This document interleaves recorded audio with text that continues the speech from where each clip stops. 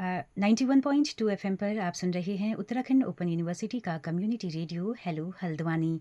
हमारे साथ मौजूद हैं प्रोफेसर अर्चना कुशवाहा। आप school of community science, college of community science, Pantnagar विश्वविद्यालय में फूड एंड न्यूट्रिशन डिपार्टमेंट में प्रोफेसर हैं। मैम, बहुत बहुत स्वागत है आपका। थैंक यू, नमस्कार। जी जी। मैम, आज का जिस तरह का समय हो गया है उसमें हमें पोषण की बहुत ज़्यादा ज़रूरत है। और जिस तरह के खान पान आ गई है नई जीवन शैली नई पीढ़ी में, तो आपका पंतनगर विश्वविद्यालय नया क्या कर रहा है? मोटे अनाज से लेकर हम ओवरऑल अगर बात करें। नमस्कार। पहले तो बहुत बहुत धन्यवाद मुझे ये अवसर प्रदान करने के लिए कि मैं आपके रेडियो पर अपना कुछ विचार प्रस्तुत कर पाऊँ। मैं डिपार्टमेंट में देखती हूँ तो हम लोग मोटे अनाज यानी कि मिलेट्स और से लेकर के हम कुछ वैज्ञानिक हमारे जो है खाद्य अपशिष्ट से भी जो बाई प्रोडक्ट्स होते हैं जब फूड प्रोसेसिंग करते हैं तो उनको भी यूटिलाइज करके कुछ न्यूट्रिशियस और हेल्दी फूड्स बना रहे हैं। और अभी तक हमारे जो शोध कार्य हो चुके हैं और जो चल रहे हैं उसमें बहुत सारे, मुझे लगता है कि कम से कम नहीं तो 100-150 से अधिक तकनीकियां हमारे पास हैं जिसमें कि हम मोटे अनाजों से बने प्रोसेस्ड फूड, चपाती से लेकर के मफ़िन्स तक और डोसा और इडली और इस तरीके के प्रोडक्ट्स, और बेक्ड प्रोडक्ट्स में जो हमारे हाइलाइट्स हैं जैसे कि पिज़्ज़ा ब्रेड, पिज़्ज़ा जो बेस बनाते हैं, pizza hmm. Base, high fibre pizza base, तो इस तरीके के मोटे अनाजों पे पुराने जो हमारे वैज्ञानिक रह चुके हैं उन्होंने शोध करके ये तकनीकियाँ इजाद प्रदान की हैं। इजाद की हैं। और अभी जो कार्य चल रहा है, अभी हाल ही में मेरे दो शोधार्थ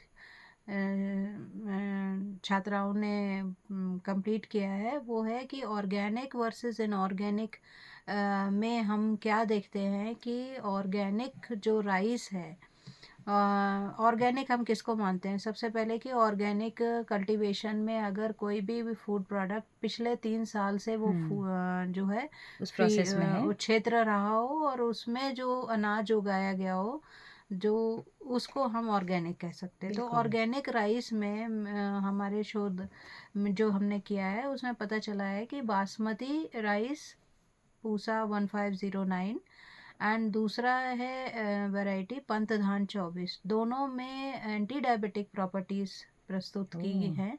और जो कि एक बहुत ही अच्छा किसानों के लिए और कंज्यूमर्स के लिए, दोनों के लिए एक लाभदायक जानकारी है जिसमें कि हमने अभी शोध प्रस्तुत किए हैं। जी। और दूसरा, अब आगे भी इसकी तैयारी है कि हम और सारे जो फूड के फाइटोकेमिकल्स है या उनकी फंक्शनल प्रॉपर्टीज़ हैं या उनसे कोई functional value added food products बनाने हैं तो उसमें भी कार्य चल रहा है। जी।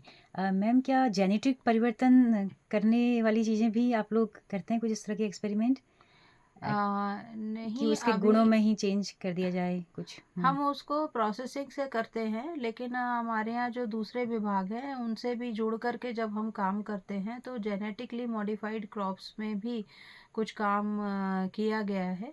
लेकिन अभी हाल फिलहाल में हमारे यहाँ जो मोटे अनाजों पर, जैसे मैंने बताया कि हमने एक पुस्तक निकाली है जिसमें कि 65 क्यूरेटेड रेसिपीज़ थी जिनको कि और ज़्यादा द्वितीय संस्करण भी आ चुका है जिसमें कि 77 मिलेट बेस्ड अच्छा। रेसिपीज़ हैं वाह। जिनको कि लोग अपने जो है, जिसमें कि इसमें स्पेशल बात क्या है कि मिलेट की आजकल देखिए तो 2023 के बाद से बहुत सारी रेसिपी बुक्स और बुकलेट्स आ रही हैं, लेकिन इसमें क्या है कि हमने उनका पोषक मान और कितना खा सकता है कोई व्यक्ति, तो उसको किस तरीके से यूज़ करना है अपने दैनिक जो है मेन्यू प्लान में, वाह। दैनिक आहार में, उसको भी इंक्लूड किया तो है। सर, ये मैम, तो ये 77 मेन्यू आपके किताबों में तो हैं, लेकिन ये आम जन तक कैसे पहुंचेंगी? क्या 77 इनको स्कूलों के जरिए भी, क्या स्कूली पाठ्यक्रम में भी इनको शामिल करना चाहिए? हाँ, ये मेरे पास ही उपलब्ध हैं किताबें, और एक डायरेक्टरेट ऑफ रिसर्च के पास है मिलेट 77 और ओके। मिलेट 65 रेसिपीज़ हमारे पास है। तो ये रेसिपी बुकलेट को कोई भी खरीद सकता है और department of food and nutrition में इसमें सारी जानकारी मिल जाएगी। और उसको ख़रीद करके आप ये देख सकते हैं कि उससे विभिन्न जैसे चपाती से लेकर के बेक प्रोडक्ट तक, सलाद हुँ, तक, सूप्स तक अच्छा, भी आप बना वाव! सकते हैं। उसमें वाव! बहुत सारी रेसिपीज़ हैं और आप अपने दैनिक आहार में उनको सम्मिलित करने के लिए आपको पता चल जाएगा कि इतना बनाएँगे, अगर कोई सर्विंग साइज़ हुँ, है तो हुँ, उसमें से कितना आपको ऊर्जा, कितना प्रोटीन, कितना फाइबर, रेशा मिलेगा। आपको मिल रहा जी, है। जी। मैम फ़ास्ट फ़ूड के तरीके आपने नए इजाद किए कि हम कैसे घर की चीज़ों से ही फ़ास्ट फ़ूड बना सकते हैं, है ना? हाँ, लेकिन अभी मैम जैसे वक़्त बहुत कम है लोगों के पास, अब घर में मम्मियाँ अगर बना रही हैं, खिला रही हैं तो अच्छी बात है। वर्किंग लोग हैं तो वक़्त भी बहुत कम है इसीलिए बहुत सारे पैकेज्ड फ़ूड अब आ गए हैं। जैसे खिचड़ी हुँ। भी आप देखिए पैकेट में मिलती है, 2 मिनट में तैयार हो जाती है। तो क्या इनको भी कुछ इस फ़ॉर्म में लाया जा सकता है कि हार्ड एंड फ़ास्ट या बन जाए? हाँ, हमारे यहाँ कुछ ready to cook food items पे भी शोध किया गया है और जी। इसमें जो है हमारे ready to eat, ready to cook जो है दालें, रेडी टू कुक जो है खिचड़ी और रेडी टू कुक इंस्टेंट जो है हुँ, प्रोडक्ट्स हैं तैयार अभी। किए गए हैं। हाँ, उनकी जी। तकनीकियाँ उपलब्ध हैं। जी, जी, जी। तो हम देखते हैं कि कैसा वक़्त आ गया है। हुँ। हमारे पास फ़ुर्सत नहीं है कि अगर हम किसी खाना तसल्ली से बनाएँ। व्यवसायी को, जी। अगर किसी सेल्फ हेल्प ग्रुप को या फार्मर प्रोड्यूसर ऑर्गेनाइजेशन को इस तरीके की रेसिपीज़ या नो हाउ चाहिए, तो वो department of food and nutrition को कांटेक्ट कर जी, मुझे सकते लगता हैं। है मैम कि स्वयं सहायता समूह को तो बहुत ज़रूरत होगी और उनको हुँ, हमें पहुँचाना भी चाहिए ये चीज़ें ना। हाँ। तो हम लोग कोशिश करते हैं रेडियो के ज़रिए कि ये किताब भी उन तक पहुँचे और आप उनको कुछ प्रशिक्षण भी दें। हुँ, हुँ। तो क बातें तो बहुत हैं करने के लिए लेकिन वक़्त की कमी है। चलते-चलते आपको कैसा लगा आज हेलो हल्द्वानी स्टूडियो में आकर मैम और कैसे हम इन जानकारियों को इस ज़रिए पहुँचा सकते हैं?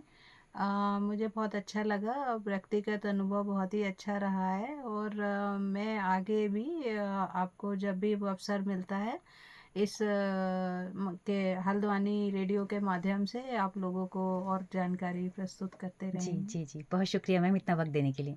थैंक जी, जी।